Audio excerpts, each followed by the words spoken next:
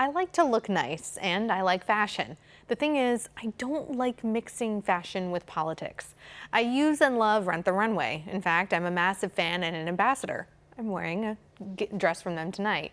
That pretty much means that they decided to give me a promo code for my fans and followers to use because I'm a longtime member of their Unlimited Club and love the concept of their business, founded by two friends in New York City over 10 years ago.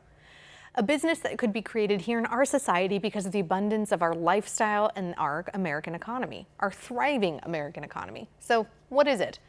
Rent the Runway is a company that allows women to one-off rent designer items at a small percentage of the retail price. I often say that their unlimited plan is like the original Netflix plan. Remember, you would get a certain number of spots to order those DVDs, and then when you returned an item, you got to pick out a new one. Well, when I walk down the street, I know that people can see that I'm a woman. When I speak and just hopefully live my life, it's apparent that I'm also a woman. Hopefully, I'm an example of a strong and good woman. In fact, we tell our girls every day to be strong, sweet, and smart. It turns out I don't need to wear them on a sweater, those strong, sweet, and smart goals with our daily phrase. I try to instill it in them with my discipline and communications and my overall motherhood, along with how I live out my life and act around them. So why do we need a sweater that has the female sex symbol on it? I mean, can a man also wear this? We've talked a lot on this show tonight about how if a man identifies as a woman, then he can also wear this female empowerment Fair Isle sweater.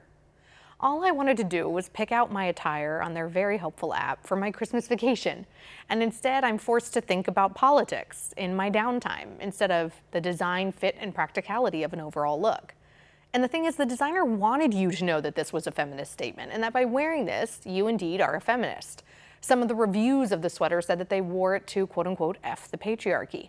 The thing is, I think of myself as a feminist, but the feminist movement won't accept me because I'm not to them, quote unquote, pro-choice. I'm indeed pro-life. So even if I were to rent this sweater with the lacking of stylistic design compared to other things that look much better, in my opinion, would the average person that saw me walking down the street in Los Angeles assume that I'm a mainstream feminist that's okay with killing babies?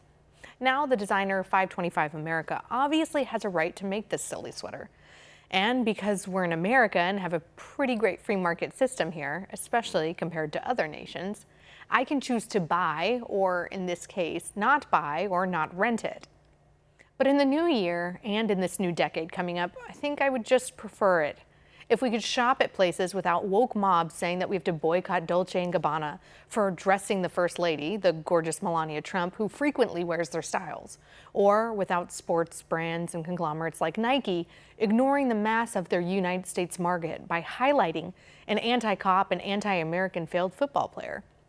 And without a designer or a brand thinking that they have to appeal to women by pretending to be feminists and labeling a sweater as empowering.